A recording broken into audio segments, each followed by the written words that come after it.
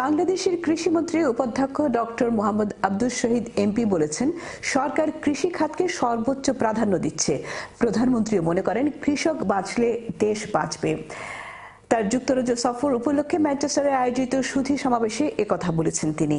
বিস্তারিত জানাচ্ছেন আমাদের নর্থ ইংল্যান্ড প্রতিনিধি সৈয়দ সাদেক আহমেদ।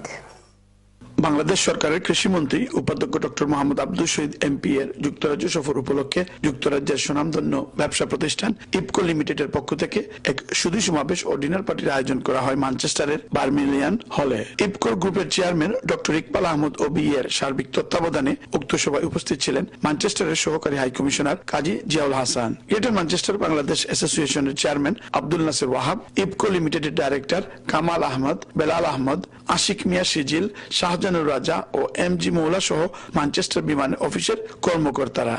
সবাই বক্তারা বলেন, বাংলাদেশ কৃষি প্রধান দেশ, তাই কৃষি খাতকে ঝুঁকিমুক্ত, স্থিতিশীল ও লাভজনক করতে এবং প্রান্তিক কৃষকদের সমস্যাগুলো চিহ্নিত করে তা দ্রুত সমাধানের জন্য তারা সরকারের প্রতি আহ্বান জানান।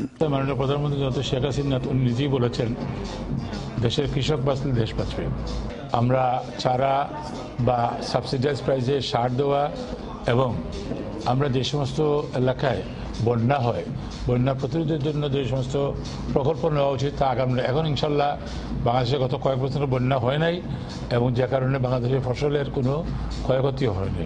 এবং আমরা এখন মেকানাইজড কাল্টিভেশন, যেটাকে আমরা হারভেস্টার বলি, হারভেস্টারের মাধ্যমে ধান কাটা, ধান রোপণ করা, ধান শুকানো, একই যন্ত্রে মাল্টি ডাইমেনশনাল এরিয়া রয়েছে কাজ করার। এগুলো কিন্তু এখন মাননীয় প্রধানমন্ত্রীর উদ্যোগের কারণে আজকে দেশে এই যান্ত্রিকরণ ব্যবস্থা চালু হয়েছে। বাংলাদেশ থেকে শাক সবজি আমদানিতে সরকার এখন অনেক সহযোগিতা করছে বলে জানিয়েছেন ডক্টর ইকবাল আহমদ ওবি। কোনো বাধা নাই, বরং সরকার এটাকে সাংঘাতিকভাবে উৎসাহিত করে এবং সরকার 20% ক্যাশ ইনসেন্টিভ দেয়। ক্যাশ ইনসেন্টিভ দেয় প্রণোদনা বলি আমরা। আপনি যদি $100 মাল এক্সপোর্ট করেন, সরকার আপনাকে 20 টাকা দেবে।